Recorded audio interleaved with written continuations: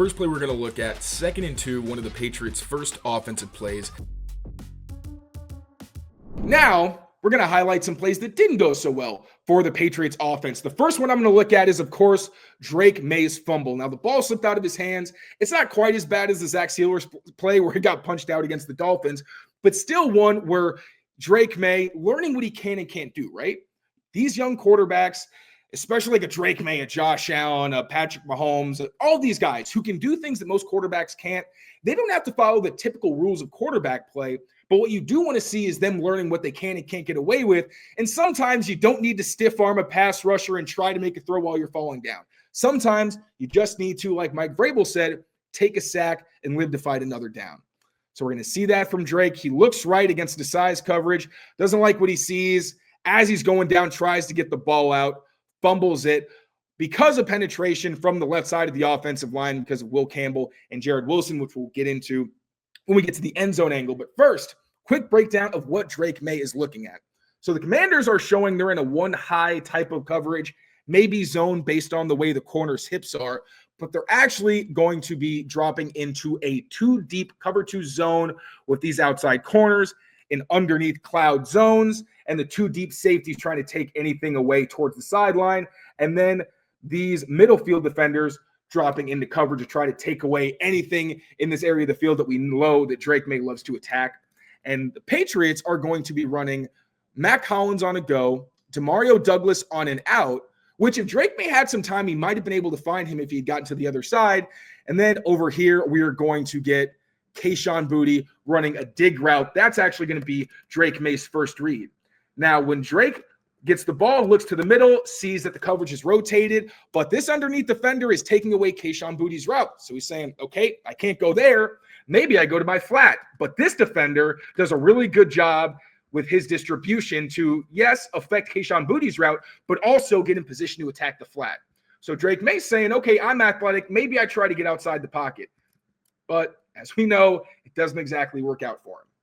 Now let's get to the end zone angle for a better idea of why it didn't work out for him and why this play broke down in the first place. So as we're going to see, the Commanders are going to run a twist. So this guy on the edge is going to crash inside to try to create room for the defensive tackle who's going to try to loop outside to get free. This is something we saw quite a bit for Drake Maye because if he sees a soft edge, he has an instinct to try to get outside, either extend the play or run. Done a much better job when he scrambles this summer to try to stay a passer as long as humanly possible and not just run. But this is one where they're trying to essentially bait him into walking right into this looper. And what we're going to see from the Patriots pass protection is they're going to slide to the right side and leave Will Campbell on an island. But when you're facing twists, it's very important to be on the same level. Now, if you're basically building a wall right here, it's going to be really tough for guys to displace you. But as we see, with Will Campbell all the way back here in all this space, and Will Campbell actually lunging to try to stop this inside rush, as you see, his head's down, he's not in a strong position to recover. That's not where you want to be against a twist because, sure, he may have slowed down this inside rush, but now Jared Wilson ends up also having to block this guy. Will Campbell can't get outside to pick up the looper, and we get a situation where Drake Maye has to try to make an unblocked rusher miss.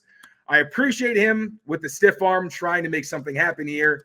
And then it looks like he tries to hit Travion Henderson, which I'll show you from this angle where Travion Henderson is in the progression. He's in the flat, tries to maybe get upfield and get available for his quarterback. I don't know if Drake Maye is trying to throw it away or get it to Travion Henderson. Either way, it's a force. You want to try to take the sack so plays like this don't happen. Learning moment for Drake Maye, right? An ugly, egregious mistake that you do not want to see him make again because these turnovers are absolutely unacceptable. But at the same time, I know Mike Vrabel also mentioned that these twists were something that Will Campbell and Jared Wilson had to deal with during the practice week against the Commanders, and they actually picked it up really well. He didn't seem too concerned. This is something that I know these guys are smart enough to do a little bit better on. But I would like to see a little bit more control from Will Campbell in these situations because when he lost in college, it was often because he was setting to the outside and got beat on these inside moves. And sometimes he overcompensated and really tried to lunge inside, which hurt him on plays like this. So this is something that teams are going to use and try to attack the Patriots left side, 2 rookies. They got to prove that they're not just going to get bullied by it every week.